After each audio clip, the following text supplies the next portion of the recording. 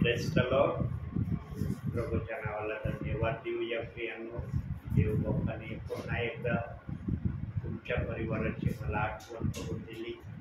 आता आज मला शिवाजीनगरवाल्यांनी कालच सांगितलं होतं की तुम्ही आज कोणत्याही परिस्थितीमध्ये या आमच्याकडं. त्यांनी खूप वाट पाहिली असेल माझी. मला शिका पण आल्या होत्या दोन. ते परिवार आठवण करतोय माझी. पण आता देव जर त्या ठिकाणी जाऊ इच्छित नाही, माझं जाण्यात काय मजा आहे का? आणि इतका माझा तो फेवरेट परिवार आहे.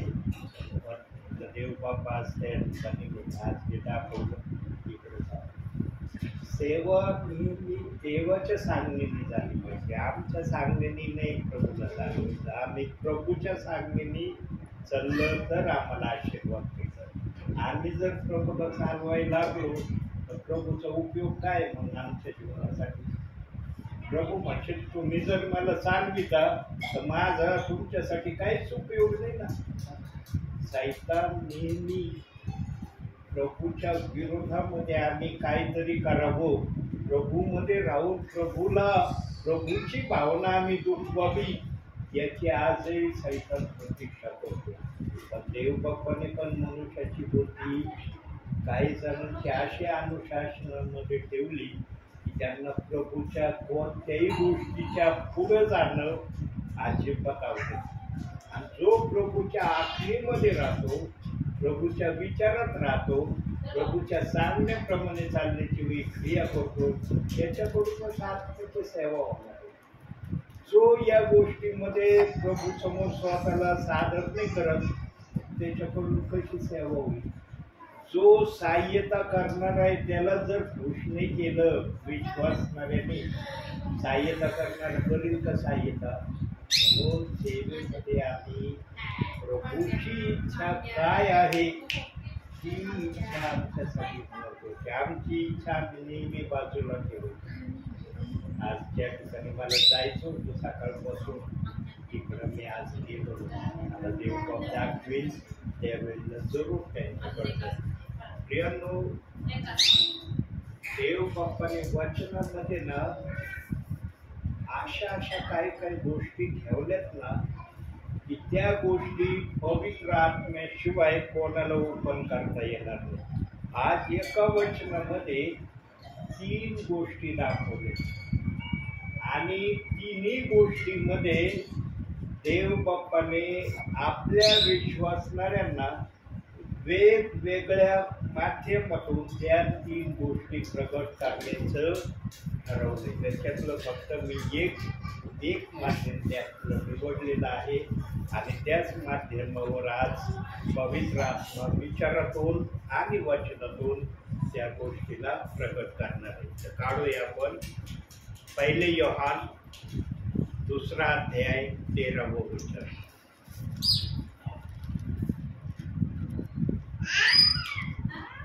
1 योहान 2 अध्याय 13वं वचन. 2 अध्याय 13वं वचन.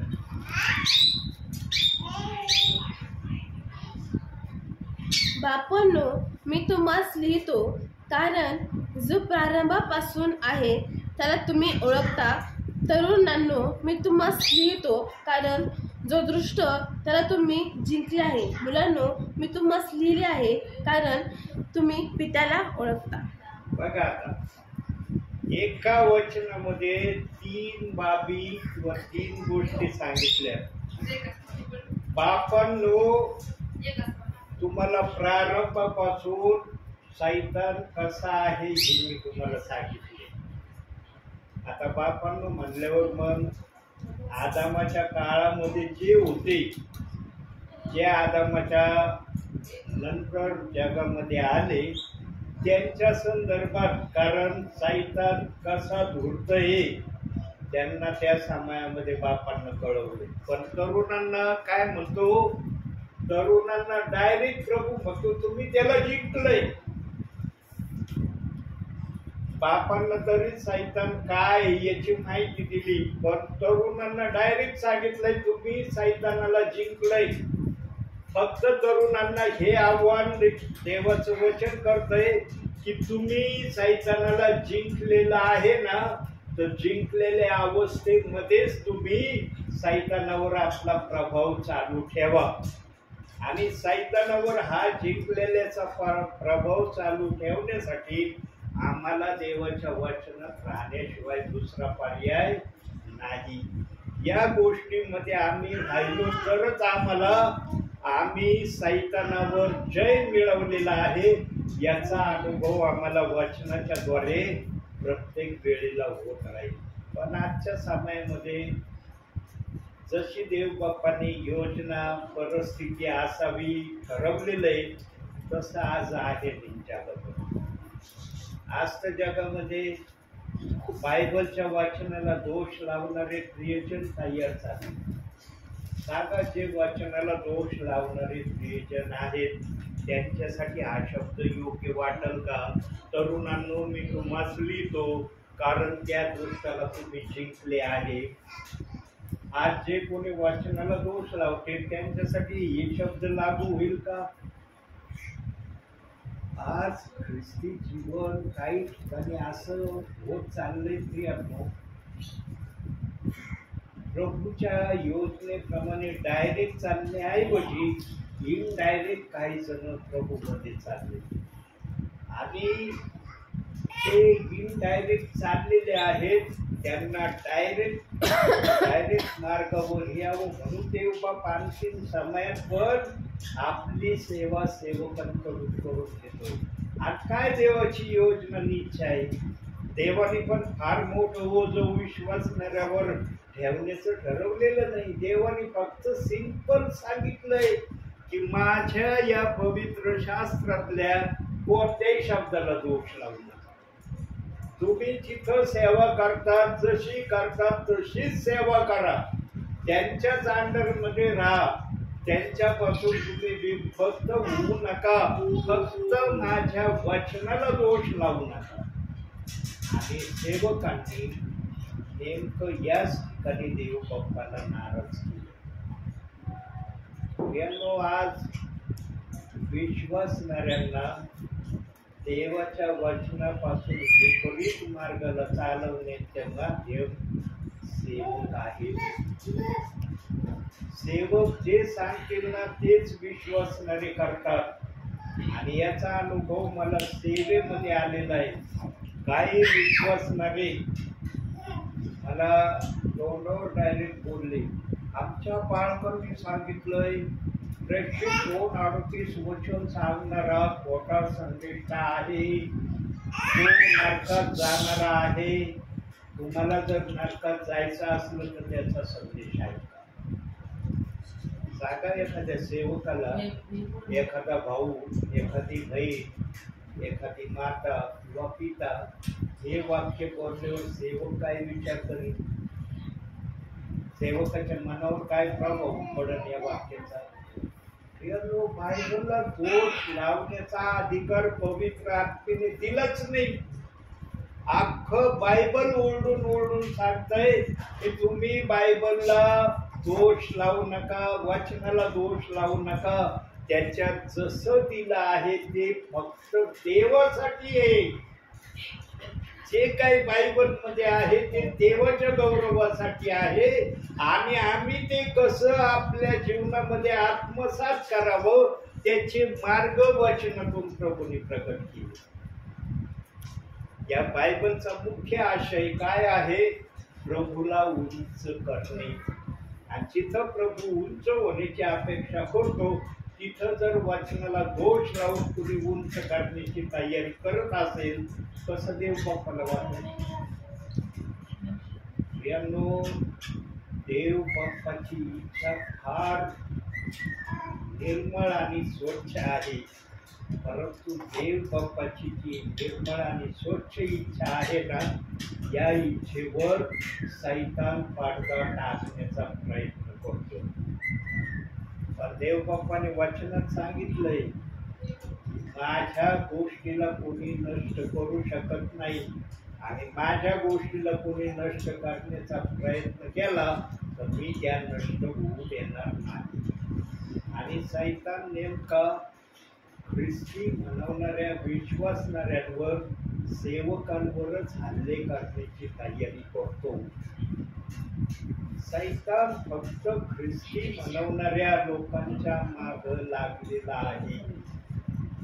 जसं त्याला 1000 वर्ष बंद ठेवलं होतं आणि जसा तो अंधाऱ्या कोठडीतून बाहेर निघालाय तेव्हापासून तो फक्त ख्रिस्ती म्हणवणाऱ्या विश्वासणाऱ्यांच्या माग सेवकांच्या माग लागलाय. आणि वचनाला दोष लावणं हे सैतान अंधाऱ्या कोठडीमध्ये बंद होता त्या समयामध्ये या वचनाला दोष लावण्याची प्रक्रिया सुरू झालेली आहे. जोपर्यंत सैतान अंधाऱ्या कोठडीत होता तोपर्यंत त्याला काही करता येत नव्हतं. आता तो त्यातून बाहेर निघालेला आहे. म्हणून या वचनाला दोष जे लावतात त्यांना तो अधिक मजबूत करण्यासाठी निरनिराळ्या गोष्टी त्यांच्या डोक्यात टाकतो. प्रेषित 2:38 वचनाविषयीला असे काही विचार मी ऐकले की मला ऐकून ते चांगलं वाटलं. एक साधारण व्यक्ती मी देवाचा, मला जर ते शब्द आवडले नाही तर ज्या देवाने ते वचन बनवलं त्या देवाला ते शब्द आवडतील का? असं कटुता त्या शब्दामध्ये त्या वचनामध्ये काही जणांनी असली ती कटुतेचे शब्द ऐकूशी वाटत नाही. तो त्या वचनाला निर्भीडपणे बोलण्याची हिंमत आणि साहस नाही करतात.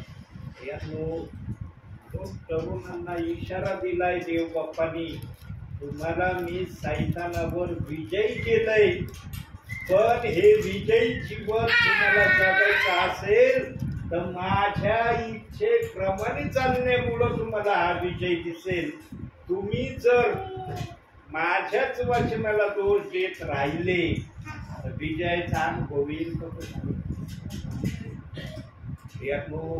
आजच्या विश्वासणाऱ्यांना देव बाप वचनातून मार्गदर्शन करतोय ना, देव बाप्पाने त्या प्रियजनांना या गोष्टीसाठी बाजूला केली नाही.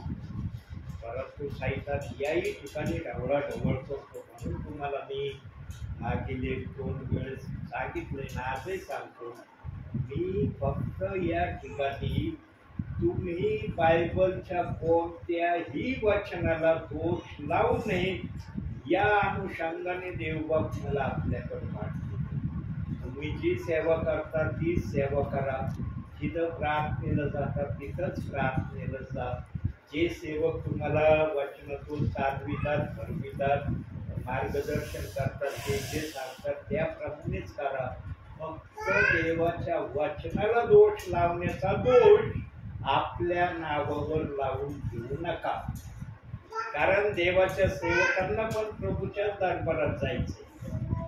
आज ते तुम्हाला शिकवित आहेत, वरती गेल्यावर प्रभू त्यांच्याकडून हिशोब घेणार आहे. जे तुम्ही विश्वासणाऱ्यांना शिकवलं ते माझ्या वचनाप्रमाणे शिकवलं का?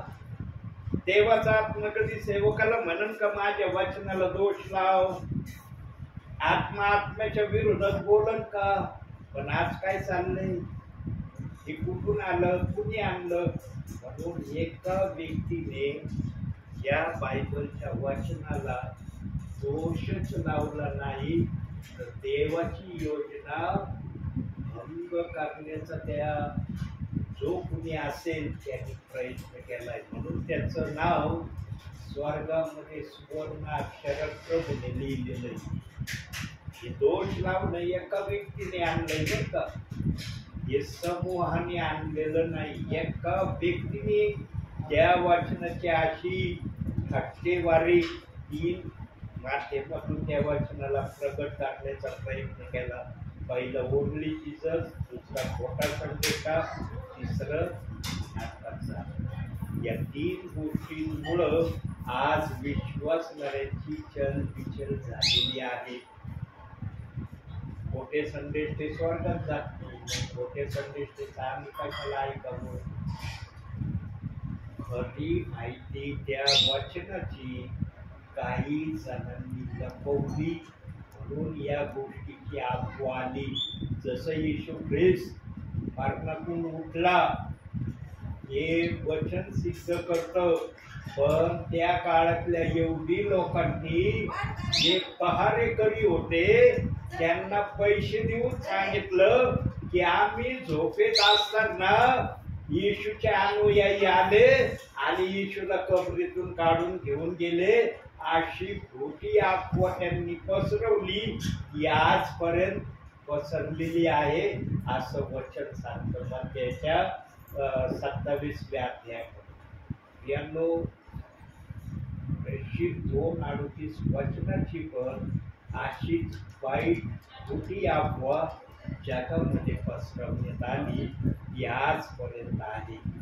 सांगा का प्रभू येण्याच्या तयारीत आहे, प्रभू येणार आहे. प्रभू जर येण्या अगोदर या वचनाला दोष लावणं बंद झालं नाही आणि दोष लावण्याच्या प्रक्रियेतच जर प्रभूचं येणं झालं तर ज्यांनी ज्यांनी या वचनाला दोष लावलाय किंवा लावित आहे त्यांचा न्याय देवबाप कसा करील, कसा न्याय होईल त्यांचा.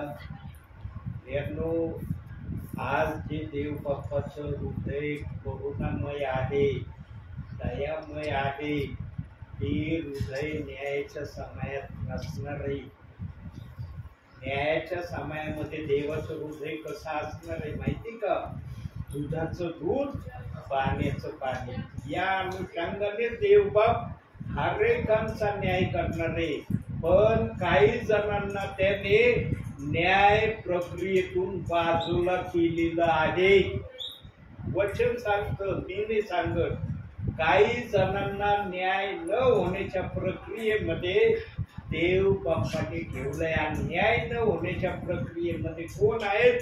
जे बायबलच्या कोणत्याही वचनाला दोष लावित नाही, कारण त्यांनी शब्दशः वचनाप्रमाणे पवित्र शास्त्राला आपल्या जीवनात उतरवण्याचा प्रयत्न केला आणि इतरांना पण त्याप्रमाणे उतरवण्यासाठी तयार करण्याचा प्रयत्न केला. त्यांचा न्याय देवबाप करणार नाही. जे कोणी वचनाला दोष लावतात त्यांचा 100% न्याय होणार आहे. तिथं सेवकाला पण सूट नाही, तिथं विश्वासणाऱ्याला सूट नाही. तर पहिला न्याय सेवकाचा होईल, दुसरा न्याय विश्वासणाऱ्यांचा होईल.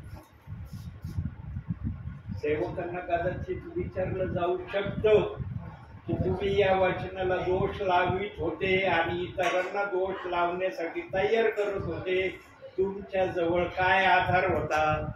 वचनाचा काय पाठपुरावा होता का? वचनाने सांगितलं होतं का की या वचनाला दोष लावा म्हणून? तेव्हा सेवकांना तिथं प्रभूला उत्तर द्यावं लागेल.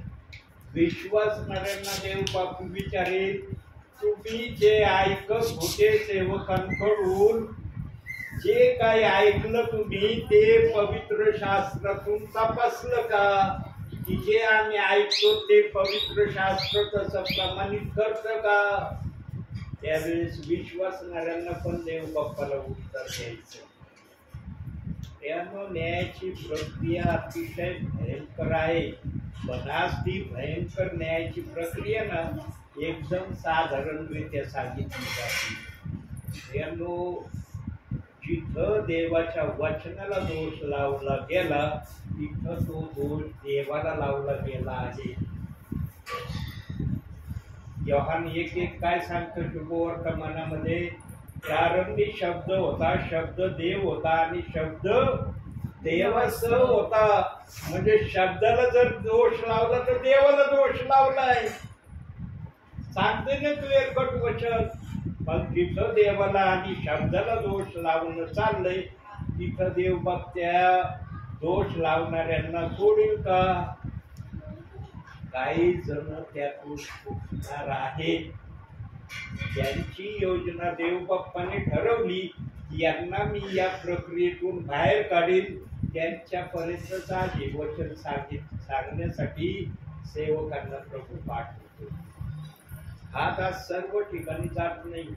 बघा, तू नगर जिल्ह्याच्या बाहेर पर जिल्ह्यात जात होतो, देव बाप्पाने आज जवळजवळ 7वा दिवस 7.5 महिने झाले मला जाऊ दिलं नाही. कारण काही जणांना असं वाटायला लागले होतं की हे दास येतात, वचन सांगतात, आम्ही बसतो ऐकतो, करायचं नाही करायचं आमची इच्छा. हे दास आल्याशिवाय राहत नाही अशी त्यांची समज झाला होता. आता माझं बंद झालंय झालं. काय जेव्हा येत होते तेव्हा समजत नव्हतं, आता येऊ नाही राहिले तर आम्हाला कळायला लागलंय. मनुष्य जागा केव्हा होतो, जेव्हा त्याला ते मिळत नाही ना तेव्हा जागा होतो. जोपर्यंत मिळत राहता ना तोपर्यंत त्याला समजत नाही का मिळू राहिलंय, कशासाठी मिळू राहिलंय, हे मिळण्याचा उद्देश काय तो लक्षात घेतो. पण हे मिळणं बंद झालं ना मग तो या गोष्टीचं समजण्याचा प्रयत्न करायला सुरुवात करतो. प्रियांनो, देवबाप आपल्या परिवारात आलाय ना, याच अनुषंगाने आलाय की तुम्ही देवाच्या वचनाला दोष न लावणारे व्हावे.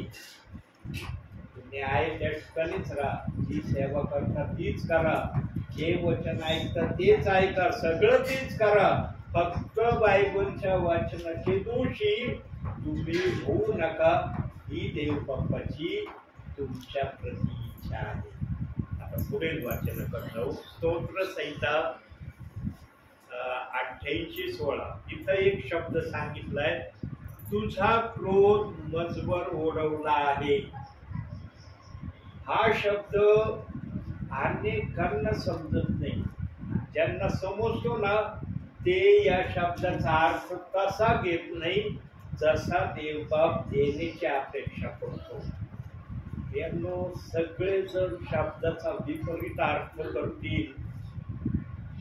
प्रत्येक जण वाचनाला तोडून फोडून मोडून कसं पण सांगतील. पण पवित्र आत्मा सरळरित्या आपलं वचन आपल्या विश्वासणाऱ्यांना कळवी. देवबापाचा आत्मा कधीच विश्वासणाऱ्यांना भिन्न करण्याची भाषा बोलणार नाही. पण पवित्र आत्मा ते वचन किंवा तो शब्द सांगितल्याशिवाय पण राहणार नाही. आता बघा, शब्दच काय आलाय, तुझा क्रोध मजवर ओढवला आहे. आता प्रत्येकाला देवबाप्पाने बुद्धी दिली. शब्द ऐकल्याबरोबर प्रत्येकाच्या मनामध्ये काय विचार या शब्दाला ऐकून आला असेल हे प्रत्येकाला माहिती. पण पवित्र आत्म्याला पण या शब्दाचा अर्थ आपल्या विश्वासणाऱ्यांना सांगायचा आहे.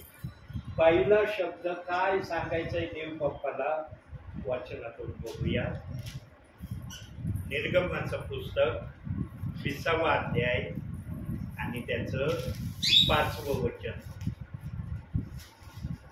निर्गम 20वा अध्याय 5वं वचन. त्याच्या पाया पडू नको किंवा त्याची पूजा करू नको, कारण मी परमेश्वर तुझा देव ईर्ष्यावान देव आहे. जे मजसी विरोध करीतात त्यांच्या मुलास 3ऱ्या 4थ्या पिढीपर्यंत वडिलांच्या अन्यायाबद्दल शासन करीतो. पहिली ओळख देवबाप्पाने सांगितली या वचनाला समजण्यासाठी, किती ईर्ष्यावान देव आहे. मी मनात ईर्ष्या ठेवितो. जे माझ्या सांगण्याचा विरोध करतात अशा विरोध करणाऱ्यांना मी ध्यानामध्ये ठेवितो. काही जणांना वाटतं आमचा देवबाप बंद क्रोध आहे, कनवाळू आहे, म्हणजे त्याला रागच येत नाही. वचन सांगतो तो ईर्ष्या मनात ठेवणार आहे आणि या ईर्ष्याला तो 3ऱ्या 4थ्या पिढीपर्यंत डोक्यामध्ये ठेवतो. तो काही क्षणभराचं नाही ठेवीत, क्षणभर ठेवलं गेला विसरून. 4थ्या 3ऱ्या पिढीपर्यंत त्या विरोधाचा बदला घेणारा देव होईल. आता दुसरा शब्द बघा. पहिला शब्द जर हा कळवलाय तर दुसरा शब्द बघा प्रभूने बायबल मध्ये कसा ठेवलाय. काढ्या यॉहन शुभवर्तमान 11वा अध्याय 4थं वचन. बघा पहिला शब्द काय आहे आणि दुसरा शब्द काय. 4थं वचन.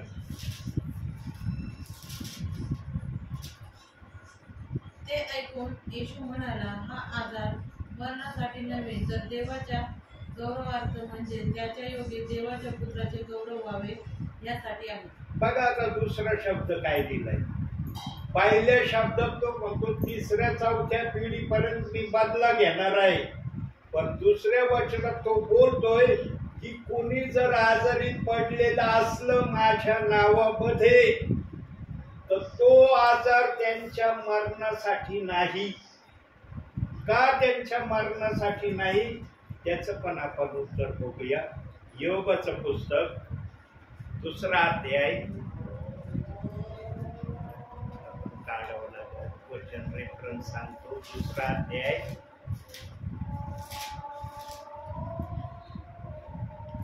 5वं वचन. 2 अध्याय 5 वचन. तू आपला हात पुढे करून त्याच्या हाडामासास लावून तर पहा, म्हणजे तो तुझ्या तोंडावर तुझा अवयव करेल. इयोब 2रा अध्याय 5 वचन. 4थं वाचा. 4थं वचन ना? हो. सैतानाने परमेश्वरास उत्तर दिले, त्वचेसाठी त्वचा, मनुष्य आपल्या प्राणासाठी आपले सर्वस्व देईल. सैतान परमेश्वराशी जेव्हा वादविवाद करत होता तेव्हा सैतानाला पण वाटत होतं की मी मनुष्याला हात लावावं. हात लावावं म्हणजे काय, मनुष्याला मारावं. तर देव बाप्पाने वचनात सांगितलंय तुला मनुष्याला हात लावण्याची मी परवानगी देत नाही. आणि योबाला विशेष करून हात लावण्याची तयारी सैतानाने दाखवली होती. म्हणून जे कोणी आजारी आहेत त्यांना मारण्याचा अधिकार जर देव बाप स्वतःजवळ ठेवीत नाही तर सैतानाला पण मारण्याचा अधिकार देत नाही. म्हणून वचन आलं हा आजार मरणासाठी नव्हे तर देवाच्या गौरवासाठी आहे.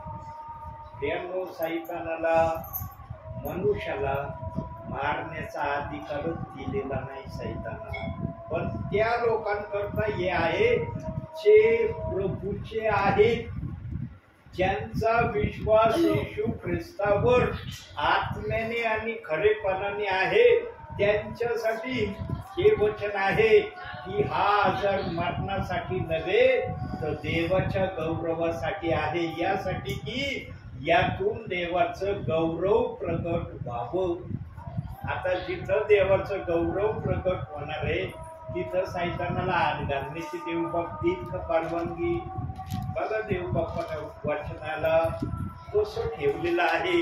शब्द काय आलाय, तुझा क्रोध मजवर ओढवला आहे.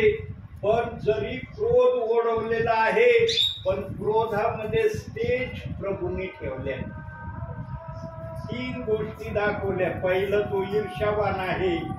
दुसरं तो दुसरी गोष्ट काय पाहिली आपण, पहिलं ईर्ष्यावान देव आहे, दुसरं हा आजार मरणासाठी नव्हे, आणि तिसरी गोष्ट पाहिली सैतानाला मनुष्याला हात लावण्याची परवानगी नाही.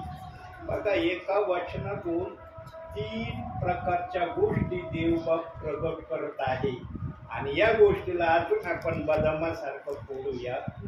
प्रियानो, बायबलमध्ये असे काही देवाचे सेवक होऊन गेले की त्यांनी प्रत्यक्षात देवाला पाहिलं.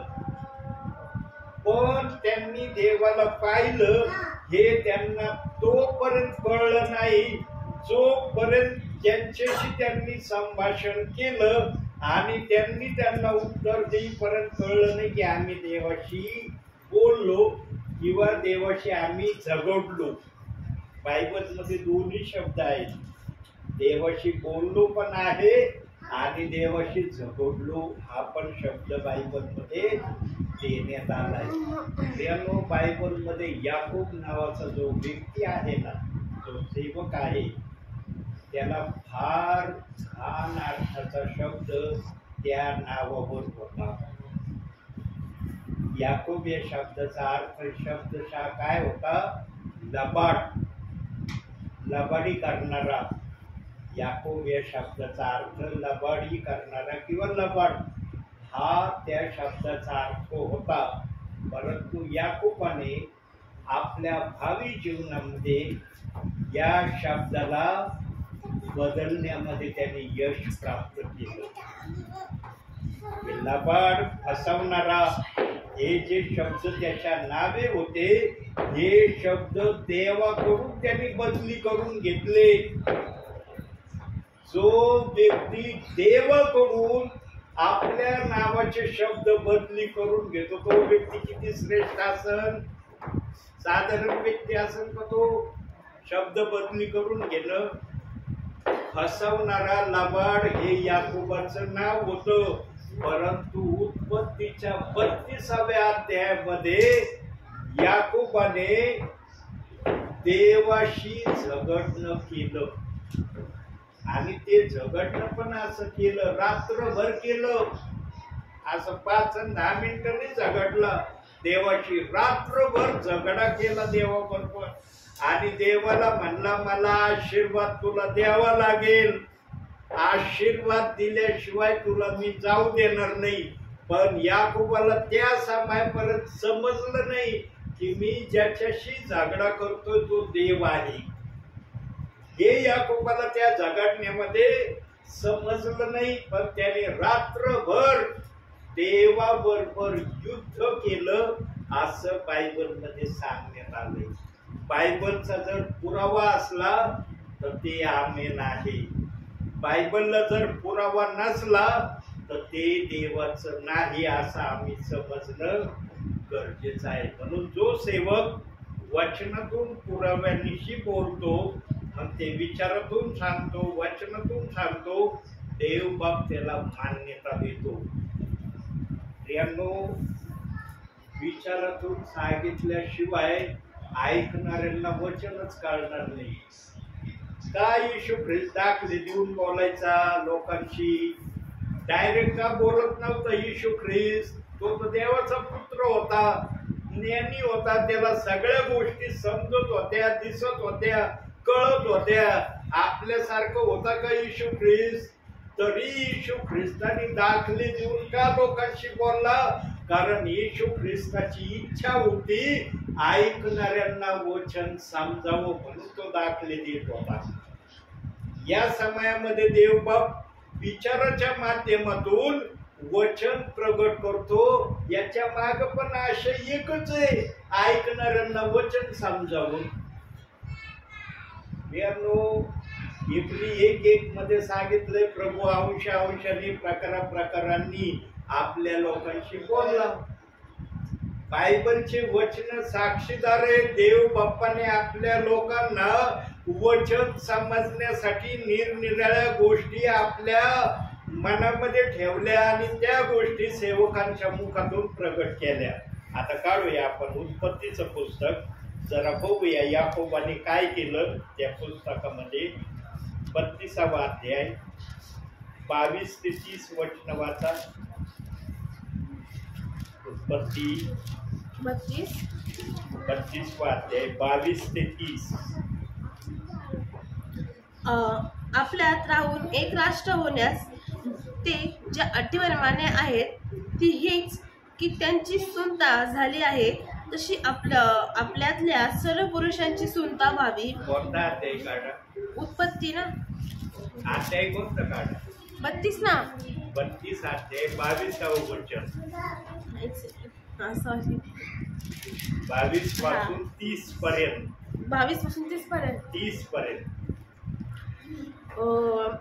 मग तो रात्रीचाच उठून आपल्या दोन्ही बायका, दोन्ही दासी आणि आपली 11 मुले याच बरोबर घेऊन याकोब नदीच्या उताराने पार गेला. त्याने त्यास नदी पलीकडे उतरून लावले आणि आपले जे काही होते तेही पाठवले. याकोब एकटाच मागे राहिला तेव्हा कोणा पुरुषाने त्याच्याशी पहाड होईपर्यंत झुंबी केली.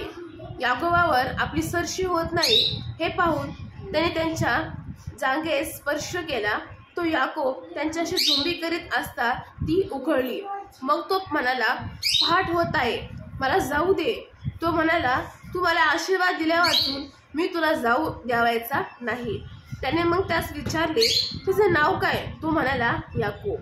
त्यावर त्यास म्हणाला, यापुढे तुला याकोब म्हणणार नाही तर इस्राईल म्हणतील, कारण तू देवाशी व मनुष्यांशी झगडून प्रवाळ ठरला आहेस. मग याकोबाने विचारले, तुझे नाव काय ते सांग. तो म्हणाला, माझे नाव का विचारतोस? मग त्याने त्यास तिथेच आशीर्वाद दिला. मग याकोबाने त्या ठिकाणाचे नाव पानिएल, देवाचे मुख असे ठेवले, कारण तो म्हणाला, मी देवाचे मुख प्रत्यक्ष पाहूनही माझा प्राण वाचला. याकोबाने पण ज्याच्याशी झोंबी केली त्याचं नाव विचारलं. बघा आता, ज्याच्या बरोबर रात्रभर युद्ध केलं, लढाई केली, त्याचंच नाव याकोबाने विचारलं. का विचारलं? कारण त्या देवाने याचं नाव विचारलं. आता सांगा, देवाला याकोबाचं नाव माहित नसेल का? आता वचनात आपण वाचलं की देवाने त्याला विचारलं, तुझं नाव काय? तो म्हणला, माझं नाव याकोब. मग तो देव म्हणला, तुला यापुढे आता याकोब म्हणणार नाही, तुला इस्रायल म्हणतील. इस्रायल म्हणजे आशीर्वाद, आशीर्वादित या असा इस्रायलचा अर्थ आहे. आणि मग याकोब पण हे ऐकून शांत बसला. त्याने पण त्याला प्रत्युत्तर केलं असेल, अरे यांनी माझं नाव विचारलं, मी पण याला नाव विचारेन. त्यांनी विचारलं, तुझं नाव काय? तो मला, माझं नाव तू का विचारतोस?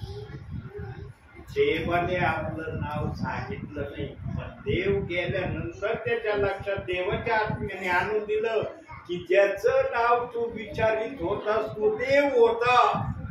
आणि मग याकोबाला आनंदात झाला असेल मनामध्ये, अरे मी देवाशी रात्रभर झोंबी केली आणि देवाचं नाव विचारण्याची हिंमत मी केली, म्हणून त्यांनी त्या ठिकाणाचं नाव पनिएल ठेवलं. पनिएल या शब्दाचा अर्थ मी देवाचे मुख पाहिले.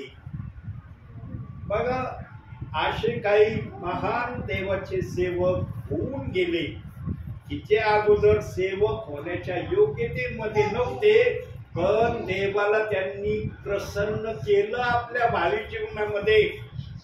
प्रियांनो, या याकोबाच्या या कृत्यावरून आजच्या विश्वासणाऱ्यांसाठी काय बोधन इशारा आहे?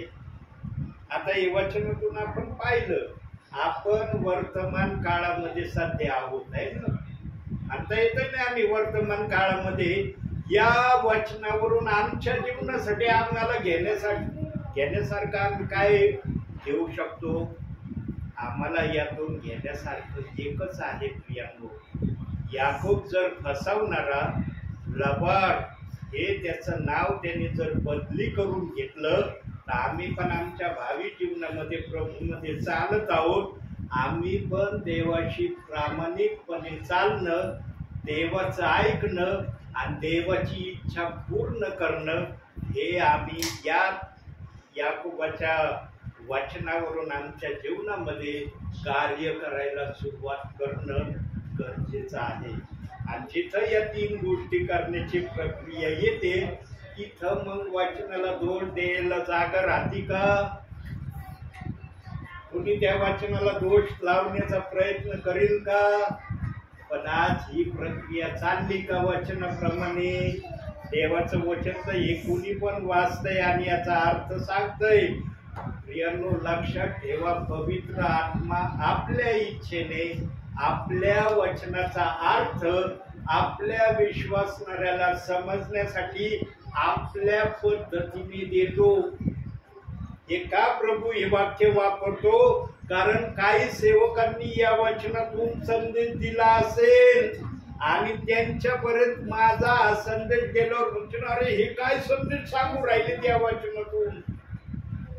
म्हणून देवबाप माझ्या मुखातून मागील संदेशात बोललाय ना की देवबाप एका वचनातून 1,00,000 वेळेस बोलायला समर्थ आहे. हे नेहमी ध्यानात ठेवा. देवाच्या वचनातून एकदा बोललं म्हणजे परत त्या वचनातून त्या दाखल्यातून काही बोलायला राहतच नाही असं मनुष्याच्या मनाला वाटतं, देवाच्या मनाला कधी वाटत नाही प्रियांनो. देव आपल्या विश्वासणाऱ्यांना बलवान करण्यासाठी त्याच्याजवळ भरपूर काही सांगायसारखं आहे, पण ते पवित्र आत्म्याशिवाय कोणाला सांगता येणं शक्य नाही. पवित्र आत्मा असेल तर तुम्हाला बोलायला धैर्य असेल. पेंटिकॉस्टच्या दिवशी अनपढ निरक्षर पेत्राने इतकं धैर्याचं वचन सांगितलं प्रियांनो, तर 3000 लोक प्रभूच्या राज्यात आले. हे साक्षीदार आहेत की पेत्राने धैर्याने ते वचन सांगितल्याचा पुरावा. देवबाप आपल्या ज्या पण गोष्टी करतो त्याला पुरावे ठेवतो. आज तुम्हाला हे सांगितलं जात आहे ना, कशासाठी सांगितलं जात आहे तुम्हाला? फक्त ऐकण्यासाठी सांगितलं जात आहे का? ऐका, थोडे वेळ ठेवा ध्यानात आणि द्या सोडून. कशासाठी सांगितलं जात आहे? बरोबर, नुसतं ऐकणं नाही, तसं वागणं, तसं करून दाखवणं. म्हणून देवबाप सांगतोय, तुम्ही जर ही प्रक्रिया खरोखर देवबापाला करून दाखवली, तुमच्या भावी जीवनामध्ये आशीर्वाद आल्याशिवाय राहणार नाही. बायबलमध्ये अजून एक व्यक्ती आहे, अतिशय महान व्यक्ती आहे. त्या व्यक्तीची तारीफ जेवढी करावी ना आजच्या समयातल्या विश्वासणाऱ्यांनी, तेवढी तारीफ कमी आहे. अशी महान कृती, अशी महान गोष्ट त्या एका दासाने देवाच्या उपस्थितीमध्ये केली. मरणाचा निरोप त्याला सांगण्यात आला. ज्या देवाने मरणाचा निरोप सांगायसाठी पाठवलं आपल्या सेवकाला, त्याचं नाव मी आता नाही सांगत, पुढं सांगत. ज्या सेवकाला मरणाचा निरोप सांगण्यासाठी पाठवलं, त्या सेवकाला देवाने परत तुला जीवन दिलं आहे हे निरोप सांगण्यासाठी पाठवावं लागलं. म्हणजे एका व्यक्तीला 2 निरोप सांगण्यासाठी एका सेवकाने भाग पाडलं आणि त्यांनी त्याचे पुरावे देवबाप्पाला सादर केले. मी माझ्या भावी जीवनामध्ये पहा कसा वागलो आहे, कसा मी तुझ्या समोर राहिलो आहे, आणि तू माझ्यासाठी असा निरोप पाठवला, तू आता मरणार आहेस, तू आता जागणार नाही, तुझ्या आयुष्याचे अगदी काही सेकंद राहिले, त्या सेकंदामध्ये तू जग सोडून जाणार आहे. त्या सेवकाने ज्याने निरोप सांगून गेला त्याला परत येऊन निरोप सांगायला भाग पाडलं. देवाला मजबूर केलं, हा तुझा निर्णय तुला माग घ्यावा लागल, कारण मी तुझ्या समोर तसा नाही जसा तू निर्णय माझ्यासाठी घेतला. आणि देवाने पण निर्णय बदली केला. प्रियाने पुढे दिलाय हा वृत्तांत, जरा पाहूया आपण या वृत्तांताकडे. 2 राजे 20 अध्याय 1 ते 6 वचन. मी जरा काही गोष्टी कोड्यात बोललो, आता एकदम उघडरित्या वाचन. 2 राजे 20 अध्याय 1 ते 6 वचन.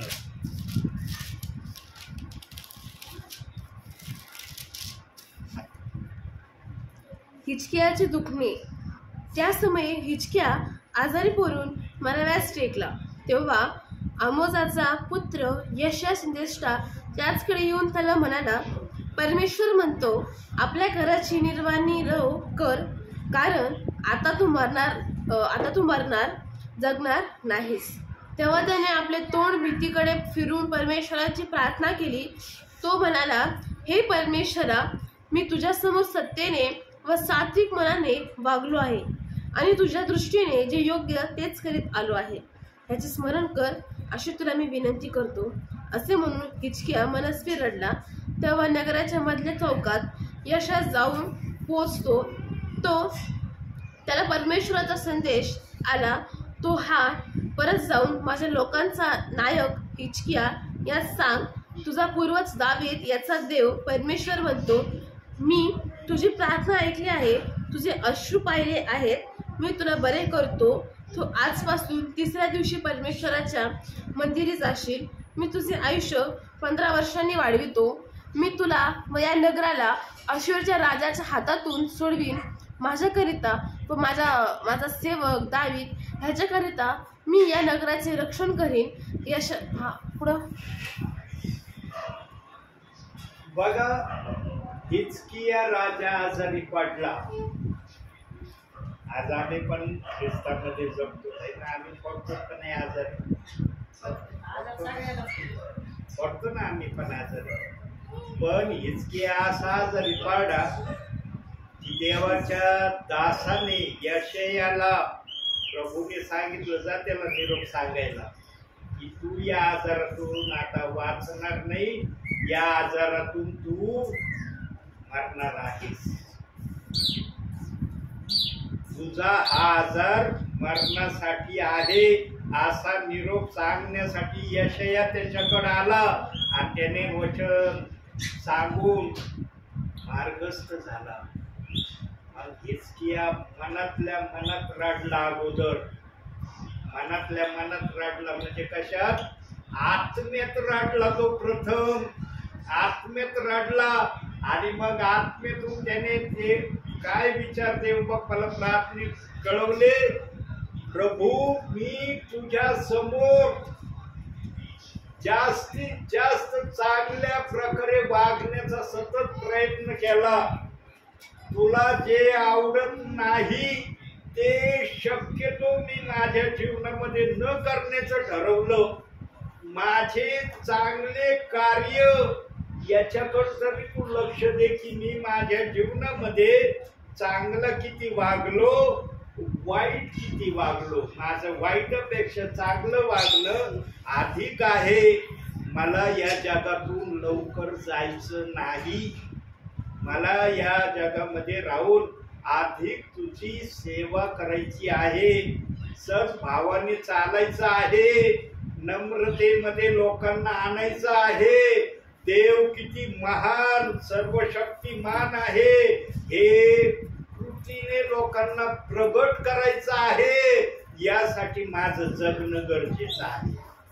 आणि बघा, जो यशाया संदेश सांगून रस्त्याने चालला होता त्याला लगेच देव म्हणला, यशाया परत जा हिजकिया राजाकडे आणि हिजकिया राजाला सांग, तू जी काही प्रार्थना केली तुझ्या मनामध्ये ती प्रार्थना ऐकण्यात आलेली आहे. ती प्रार्थनाच ऐकण्यात आलेली नाही तर त्या प्रार्थनेचं उत्तर हे आहे की तुझं आयुष्य मी 15 वर्षांनी अधिक वाढवलेलं आहे. आणि 15 वर्षांनी जेव्हा आयुष्य वाढलेल्याचा निरोप हिजकिया राजाला कळवण्यात आला तेव्हा हिजकिया राजा आनंदी झाला असं का दुःखी? काय झालं असं? हिजकिया राजा दुःखी झाला असं का आनंदी? दुःखी झाला. आनंदाची बातमी ऐकल्यावर मनुष्य दुःखी होत का? नाही. आता तो मरणार होता, निरोप सांगितलं यशायाने आणि तोच यशा येऊन म्हणलं 15 वर्षांनी तुझं आयुष्य वाढलं. मग हे आयुष्य वाढलं हे दुःखाची बातमी का आनंदाची? आनंदाची बातमी ना.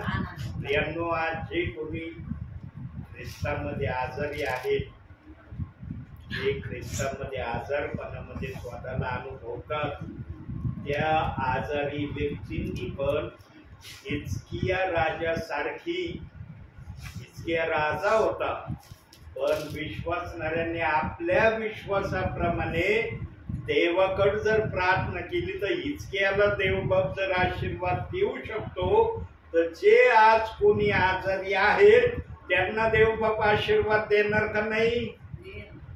का म्हणणार नाही मी तुझ्या आजाराकडे नाही बघत, तुझ्या प्रार्थनेकडे लक्ष देत नाही, मला तुला बरं करण्याची इच्छा नाही, असं देव म्हणन का?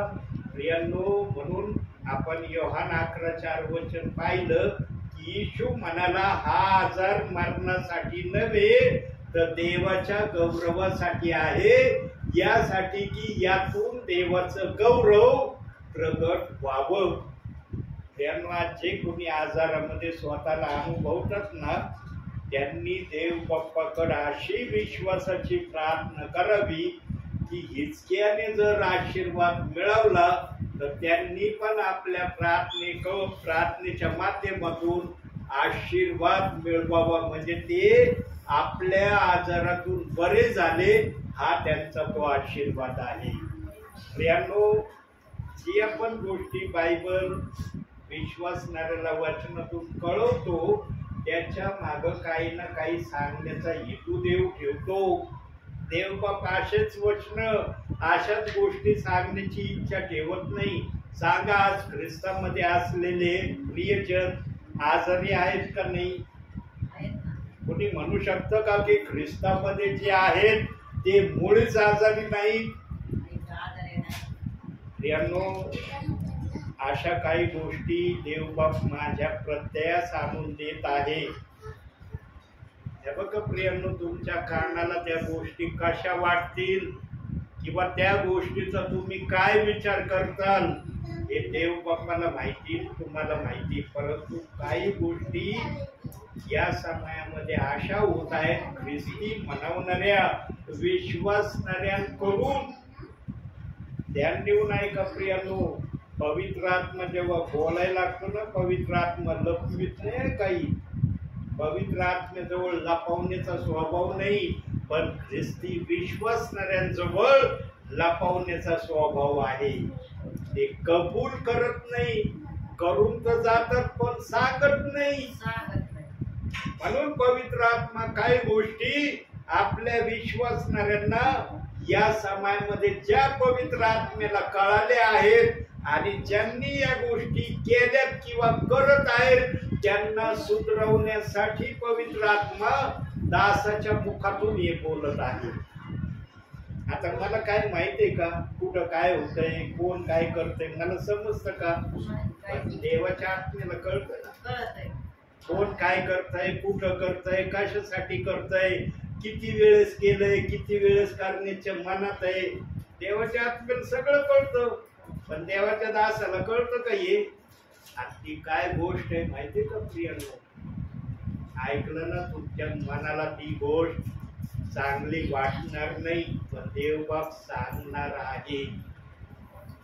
प्रियांनो, देवाने आपल्या शब्दाने अशा काही वनस्पत्या बनवलेल्या आहेत. शब्दाने बनवल्यात बरं का, कृतीने बनवल्या नाही. कृतीने फक्त मनुष्याला बनवलं देव बाप्पाने आपल्या हाताने.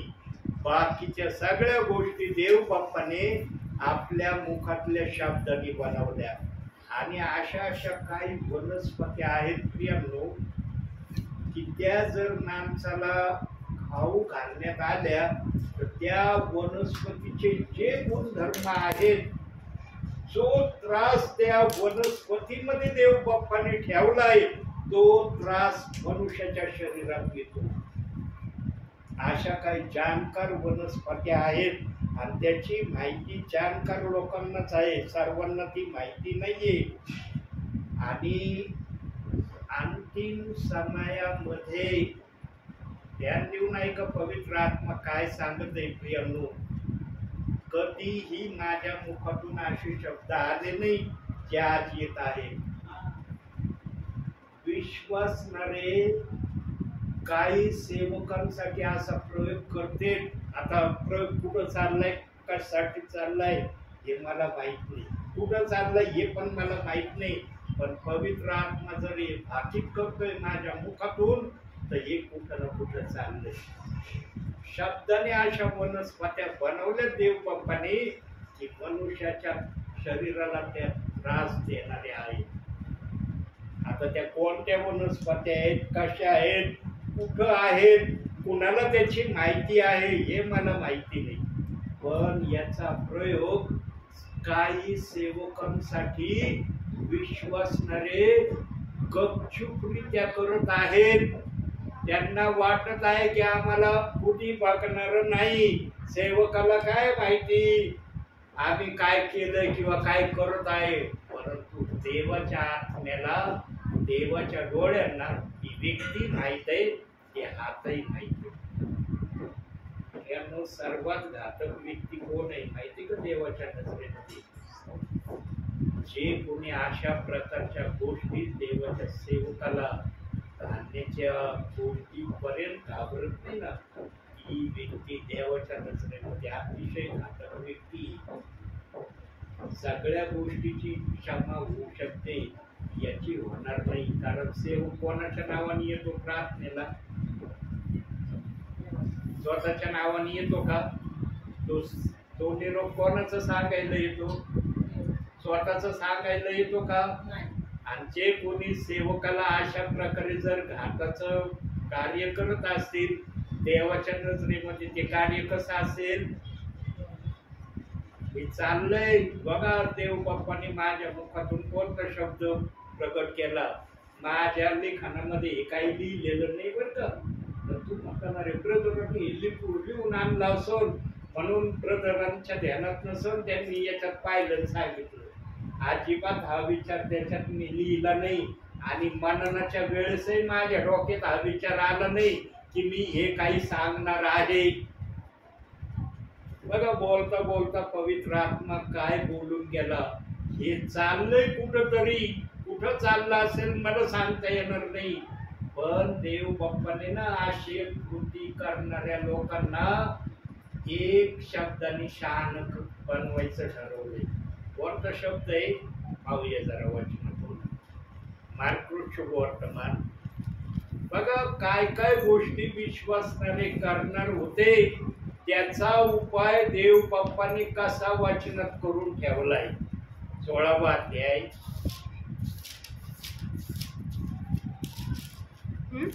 18वं वचन वाचवा.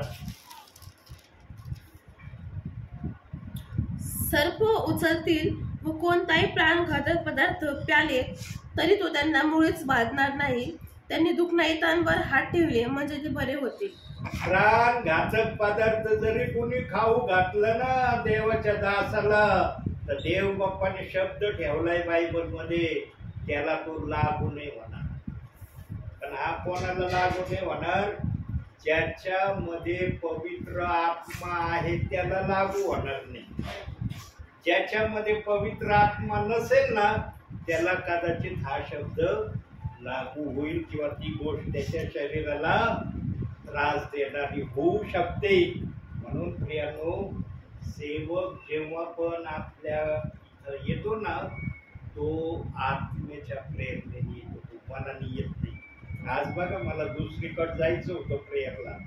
मी मनात इच्छा केली होती आणि एक परिवाराने मला आग्रहाने आज प्रार्थनेला येण्याचं आमंत्रण दिलं होतं. कालच आमंत्रण दिलं होतं की ब्रदर तुम्ही गुरुवारच्या दिवशी आमच्या घरी प्रार्थनेला याच. पण मी त्यांना होय पण म्हटलं नाही, नाही पण नाही म्हटलं. का? कारण मला माहित होतं पवित्र आत्मा पाठ होतो का नाही पाठ होतो.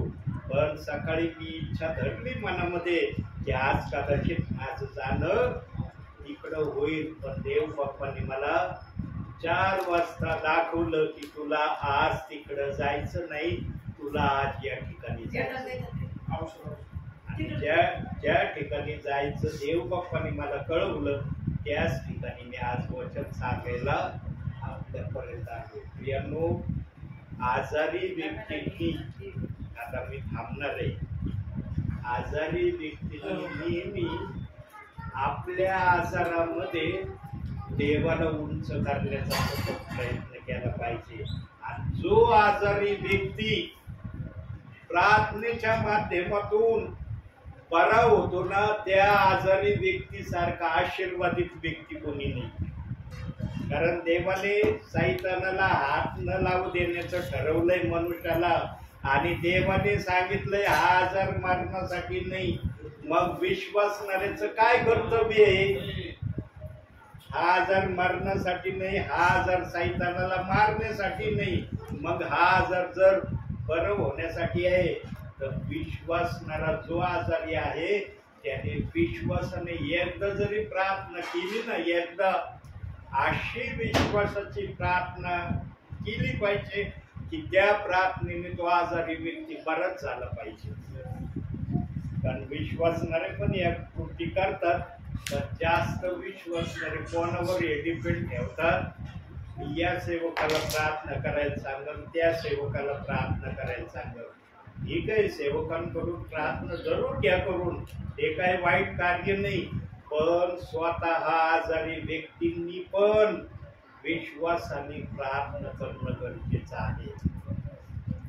हे बघा, कोणी कोणाचं दुःख वाटून घेतं का? आता जे माझं दुःख आहे तुम्हाला येईल का वाटून घेता?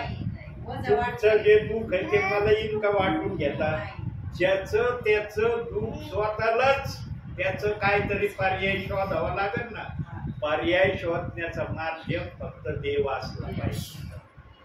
पर्याय निवडताना देव मला बरं करील, देव मला सहाय्य करील, देव मला संकटातून सोडविल, हा जर विषय आम्ही देवासमोर ठेवला तर देव या विषयाला कधी नाकारणार नाही. एक ना एक दिवशी ऐकल आणि तुम्हाला आरोग्य देईल. म्हणून आजारी व्यक्तींनी कधीही निराश होऊ नये की मी आजारी आहे, मी बरा होणार नाही. हा आजार जर येशू म्हणतो मरणासाठी नाही ना, तर तो आजार खरोखर मरणासाठी नाही. आणि सैतानाला तर त्या व्यक्तीजवळ येण्याचीच मुभा नाही. मग हात लावायचा तर गोष्ट फार लांबची आहे. म्हणून प्रियांनो, भावी ख्रिस्ती जीवनामध्ये असं चालण्याचा प्रयत्न करा की देव माझ्याद्वारे संतुष्ट होईल. आणखी एक वचन बघूया, शेवटचं वचन बघूया. यशाया 54 अध्याय 8वं वचन.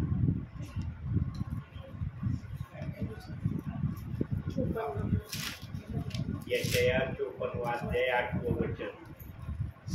रागाच्या आवेशात मी आपले तोंड तुझपासून क्षणभर लपविले, पण मी तुझवर दया करीन, तुझवर मी सर्व काळ प्रसन्न राहीन, असे तुझा उद्धार करता परमेश्वर म्हणतो. असा तुझा उद्धार करता परमेश्वर म्हणतो. का बरं देवबापाने एकाच वचनामध्ये राग पण दाखवलाय आणि एकाच वचनामध्ये रागाला पण शमवण्याची प्रक्रिया दाखवली? दोन्ही गोष्टी एका वचनात का ठेवल्या? एकाच गोष्टीला देवबापाने का प्रगट नाही केलं? मला जर राग आलाय तर त्या रागाचा परिणाम बघ, तुला दिसन काय असं का देव नाही म्हणला? देवबाप जेव्हा वचन लिहित होता किंवा वचनाची घडण करत होता, तेव्हा देवबाप ना पॉझिटिव्ह पण बघत होता, निगेटिव्ह पण बघत होता. आता पॉझिटिव्ह आणि निगेटिव्ह काय माहिती का देवाच्या नजरेत? देव बघत होता की माझं वचन माझ्या लोकांसाठी मी जर योग्य दिलं तर काय होईल. माझं वचन माझ्या लोकांना योग्य रीतीने नाही दिलं तर सैतान त्या वचनाचा काय फायदा उचलीन. दोन्ही गोष्टी देवबाप वचनातून तपासित होता, तेव्हा वचन घडवीत होता, बनवित होता. आता बायबल मध्ये इतके सारे वचन आहेत, हे पॉझिटिव्ह मध्ये पण देवबापांनी तपासले, निगेटिव्ह मध्ये पण तपासले. आणि जेव्हा ते तपासले तेव्हा देवबापाला दिसून आलं की सैतान वचनामध्ये ढवळाढवळ करण्याची इच्छा करतो. म्हणून देवबापाने वचनामध्ये सांगितलं की रागाच्या आवेशात मी आपले तोंड तुझपासून क्षणभर लपविले, पण मोठ्या करुणेने मी तुझ्यावर दया केली, करुणा केली, असं वचन सांगतं. देव बाप्पाला आपले लोक कोणत्याही शर्तीवर सैतानाच्या हातामध्ये जाऊ नये ही इच्छा देव बाप्पाची आहे. म्हणून देवाच्या वचनामध्ये देव बाप्पाने आपले वचन आपल्या पद्धतीने ठेवले. आणखी यशायाच्या पुस्तकामध्ये सांगितले 43व्या अध्यायामध्ये, काढूया एक वचन, यशाया 43वा अध्याय 43 5वं वचन बघा.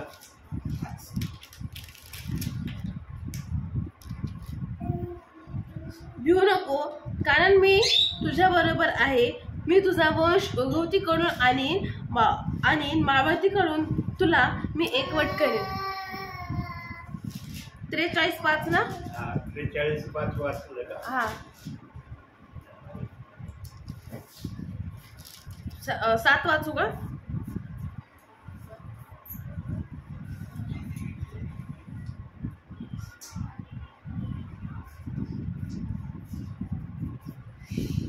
चौथं वचन बघा. 4.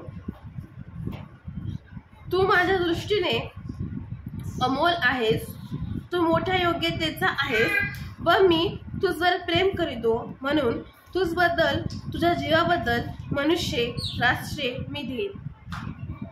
तू माझ्या नजरेत अमोल आहेस. देव बाप्पाने आम्हाला इतकी मोठी उपमा देऊन बहुमानित का केलं? कारण सैतानाची वाईट नजर आमच्यावर पडू नये, सैतानाने आम्हाला हिसकावून घेऊ नये, म्हणून आम्हाला देव बाप्पाने अमोल या दर्जेमध्ये आमची गणना केली. ज्या देवाने आम्हाला अमोल या दर्जेमध्ये ठेवलं, त्या अमोल दर्जेमध्ये असलेल्या व्यक्तीने देव बाप्पाच्या वचनाला दोष लावणं योग्य आहे का? आहे का योग्य? पुढे मान्यता आहे का वचनाला दोष लावण्याची? देवबाप जर आम्हाला इतकं सर्वश्रेष्ठ स्थानावर जर ठेवतोय आणि आम्ही आमच्या मुखातून जर एखाद्या शब्दाला, एखाद्या वचनाला विनाकारण दोष लावित फिरतो किंवा इतरांना लावण्यासाठी तयार करतो, देवाच्या नजरेमध्ये तो व्यक्ती किती अमोल राहील? किती राहील अमोल? म्हणून प्रियांनो, देव बाप या समयामध्ये जे वचन आपल्यापर्यंत आणत आहे ते हेच आहे की तुम्ही निर्दोष असावे. देव बाप्पाला तुम्हाला निर्दोष बघायचं आहे. कोणतं निर्दोष बघायचंय? वचनाला दोष न लावणारं निर्दोष बघायचंय. आता एखाद्याला विचार करून, अरे आता कोणतं निर्दोष राहण्याचं माझ्याकडून राहिलंय? आज जे कोणी वचनाला दोष लावित आहेत प्रियांनो, त्यांनी वचनाला दोष लावणं थांबवलं पाहिजे. ही देव बाप्पाची इच्छा आहे आणि ही इच्छा देव बाप्पाची पूर्ण व्हावी म्हणून आज जगभर प्रेषित 2:38 वचनाच्या प्रमाणावर सुवार्ता सांगितली जात आहे. परंतु ही सुवार्ता सांगत असणाऱ्या सेवकाच्या विरोधात आज विश्वासणारे सेवक काय बोलत आहेत हे आपल्याला काही अंशी माहित आहे.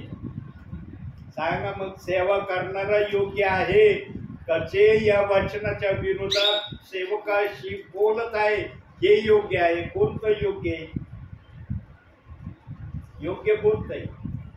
सेवक वचन सांगतो हे योग्य आहे का जे वचनाच्या विरोधात सेवकाची भडकाऊगिरी करतात हे योग्य आहे? सेवक वचन सांगते ते योग्य आहे ना? पण जर ते योग्य आहे तर मग ते योग्य वचन तुमच्यासाठी नाही का? प्रियांनो, आज सेवेला येतो ना, देवाला उंच करण्यासाठी येतो, स्वतः उंच होण्यासाठी येत नाही. आणि देव बाप सांगतो त्याच ठिकाणी मी देवाचं वचन आपल्यापर्यंत कळवित आहे. म्हणून देवाच्या नजरेमध्ये जो निर्दोष राहील तो देवाबरोबर वर स्वर्गामध्ये राज्य करणार आहे. तुम्हाला जायचे का नाही स्वर्गात? जायचं ना स्वर्गात? मग देवाच्या वचनाला दोष लावून स्वर्गात जायचंय का देवाच्या वचनाला दोष न लावून जायचंय? दोष न लावून. म्हणून आजपासून जर त्या वचनाची मनामध्ये कुठली पण शंका असेल, कुठला पण विचार असेल, प्रभूच्या उपस्थितीमध्ये तो काढून टाका. आणि ते देवाचं वचन आहे. देव बाप्पाच्या वचनाचं मला एवढी काय माहिती नाही, पण तुझ्या आत्म्याने ते वचन मला तू समजावून सांग. आणि त्या वचनाप्रमाणे मी माझ्या जीवनाला सुधारण्यासाठी तयार करण्यासाठी माझं मन तू तयार कर, असं देव बाप्पाला जर तुम्ही म्हणाल तर देव बाप तुम्हाला सहाय्यता केल्याशिवाय राहणार नाही. म्हणून आजच्या छोट्याशा वचनातून देव बाप तुम्हाला आणि मला भरपूर आणि भरपूर आशीर्वाद देऊ. आपली